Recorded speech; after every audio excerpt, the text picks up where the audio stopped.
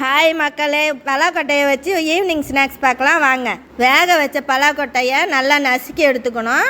இந்த அளவுக்கு நல்லா மசிச்சு எடுத்துக்கோங்க.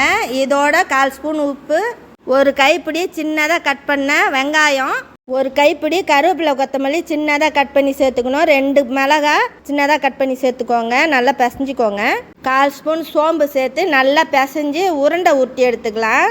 உருண்டை ரொம்ப பெருசாக உருட்டிடாதுங்க, சின்னதாக உருட்டி எடுத்துக்கோங்க.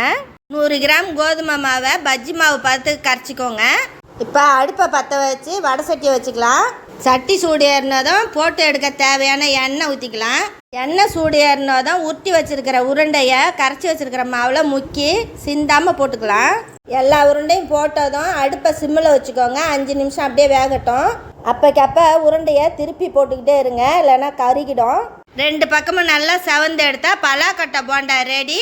எப்பயும் ஒரே மாதிரி போண்டா போடாமல் எப்போல்லாம் பலாக்கொட்டை கிடைக்குதோ இது மாதிரி ட்ரை பண்ணி பாருங்கள். எப்படி இருந்துன்னு கமெண்ட் பண்ணுங்கள். அடுத்த வீடியோவில் பார்க்கலாம். பாய்.